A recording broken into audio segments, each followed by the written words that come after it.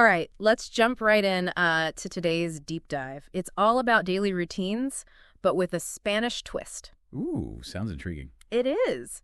Our listener sent in some clips from this language learning video, Jaime Lara Español. Okay. And we're gonna kind of unpack them, not just the words themselves, but what they tell us about, life in Spain, Spanish culture. I love that approach because it's one thing to learn the vocab, but it's another to really understand the context, right? Exactly. It's like a glimpse into how another culture thinks, their values, priorities, all that. Good.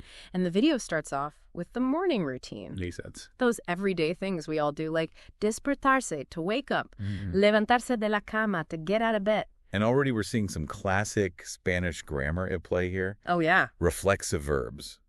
Despertarse, levantarse. Yeah.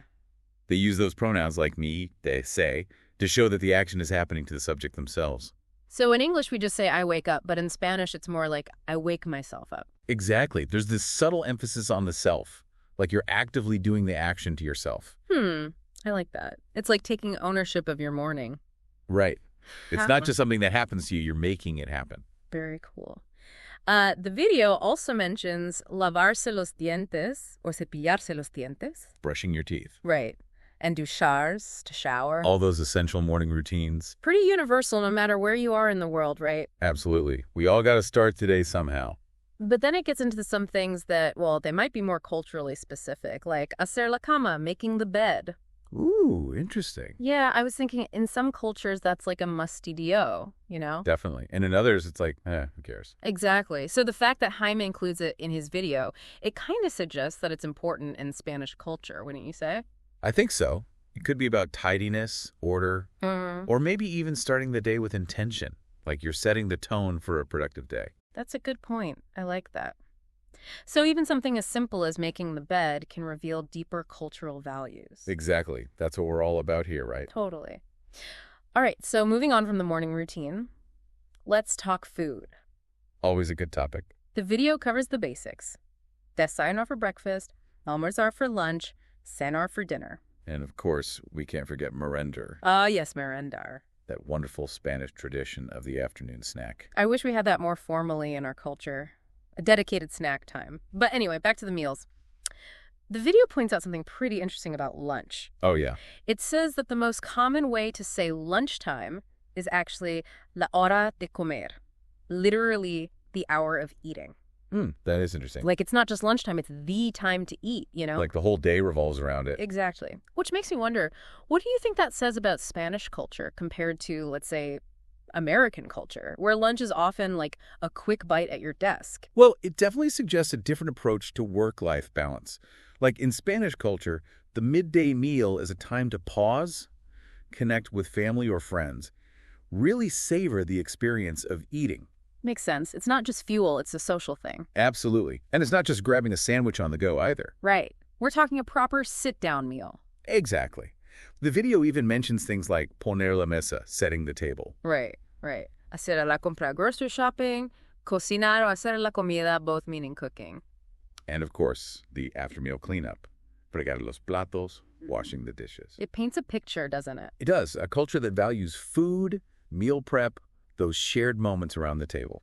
So we're seeing how these daily routines, they're about way more than just the practical activities, right? They're woven into the culture, the social fabric of Spanish life. Absolutely. And speaking of Spanish culture, there's one routine that's, well, it's practically synonymous with Spain. Are you thinking what I'm thinking? The siesta. Echar la siesta or echar una cabezadita, that glorious afternoon nap. The siesta. A true cultural icon. Do you think it's still a common practice in modern Spain? Or is it more of a, a romanticized notion? That's a great question. It probably deserves its own deep dive someday. But I'd say that while the siesta may not be as widespread as it once was, the values behind it, rest, relaxation, a slower pace of life, those are still very much present in Spanish culture. So maybe not everyone's taking a full-on nap in the middle of the day anymore, but the idea of prioritizing downtime, that's still important. Exactly. I like that. All right, so we've covered waking up, getting ready, those amazing Spanish meals. Yeah. What comes next in a typical Spanish day? Well, after that amazing lunch and maybe a little siesta time. If you're lucky. If you're lucky, exactly. Uh-huh. It's back to reality. Back to the grind. Back to the grind. The video mentions ir a trabajar, to go to work. Of course, of course. Universal concept, right? Gotta pay the bills. Yeah, everyone's got to work. But it's how we get to work that can be so different depending on where you live. All right. Absolutely. And the video highlights some common ways to get around in Spain. Like what? Well, it starts with ir en metro, taking the subway. Okay, so picture yourself, you're zipping through those underground tunnels in Madrid or Barcelona, surrounded by locals going about their day. It's a great way to experience a city, isn't it? Like, really feel the energy. Oh, totally. And if subways aren't your thing, there's always conducir, to drive. Or ir en autobús, to take the bus. Speaking of buses, I remember reading that in some South American countries, they say tomar el autobús instead. You're right. It's a small difference. But it shows how diverse the Spanish-speaking world really is. Even within one language, there are all these regional variations. Exactly. It's fascinating. Right, so cool. It's like with each new word you learn, you're uncovering another layer of the culture, the history. I totally agree. All right, so we've talked about work, transportation, but no daily routine would be complete without chores, right? The chores, haha. But they got to get done. Unfortunately, yes. The video mentions a few common ones. Hacer la colada, doing laundry, plancha ironing, and bar sweeping. Yeah, pretty standard stuff. But I'm curious, do you think there are any cultural nuances to how Spanish speakers approach chores compared to other cultures? That's a good question. Like, in some cultures, there are strong gender roles associated with certain tasks. Right. Well, I can't speak for every Spanish-speaking culture, of course, but historically, there have been those traditional divisions of labor within the home. But like many societies, I think those lines are becoming more blurred as gender roles evolve. So maybe it's not so much about who does what, but that everyone chips in and contributes. That's a great way to put it. And that sense of shared responsibility, I think that's definitely something we see in many Spanish-speaking cultures. Makes sense. All right, well, we've tackled the not-so-fun stuff. Let's move on to something a little more enjoyable, leisure time. Yes. Everyone needs a little downtime. Jaime's video mentions some classic activities. Ver la tele, watching TV. I notice he uses the shortened form there, la tele. Yeah, it's like saying telly in English. It's more casual, more everyday language. Exactly. Makes it feel more relatable. And of course, no modern routine would be complete without some screen time. He also mentions navegar por internet, surfing the internet, and mirar el correo electrónico, checking email. It's a reminder that no matter where you are in the world, technology is a big part of our lives now. Definitely. But we still need those face-to-face interactions too, right? The video covers some common social activities like sacar al perro, walking the dog, quedar con amigos, meeting up with friends, hacer llamadas, making calls. And then there's hacer recados. Which literally means running errands. Yep. But as we've seen with other examples, sometimes a literal translation doesn't quite capture the full meaning. So there's more to hacer recados than just, checking things off a to-do list. Think about it. What might running errands look like in a bustling Spanish city versus a small rural village? Good point. In the city, you're probably weaving through crowds, hopping on the metro, maybe stopping for a café con leche along the way. Exactly. You're immersed in that urban energy. And in a village, maybe it's a more leisurely stroll, chatting with your neighbors, stopping by the local market. You're experiencing a completely different pace of life. So the same phrase can have such different meanings depending on the context. It's all about the lived experience. I love that. Okay, so we've covered a lot of ground here, from waking up to winding down. And everything in between. But Himi goes a step further.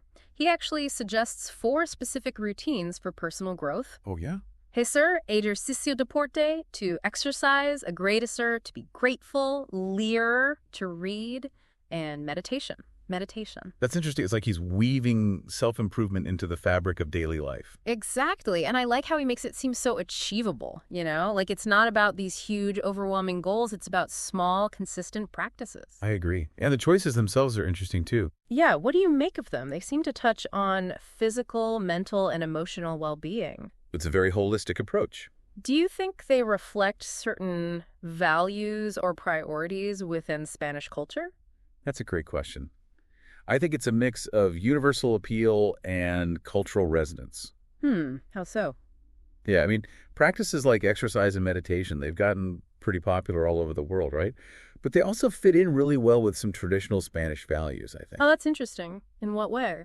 Well, think about how much Spanish culture emphasizes physical health, enjoying life. Right. Exercise just fits right in there. And gratitude, well, That ties into those strong family bonds, the sense of community, appreciating the simple things in life. Yeah, I see what you mean. It's like these practices, they're both modern and timeless, personal, but also reflecting cultural values. Exactly. It's a really clever way for Shimi to include them in his video. Because it's not just about teaching vocabulary, it's about offering a deeper understanding of the culture and maybe even inspiring people. To adopt those practices themselves. Right, like, hey, while you're learning how to say walk the dog in Spanish, why not actually take a nice mindful walk with your furry friend? I love that.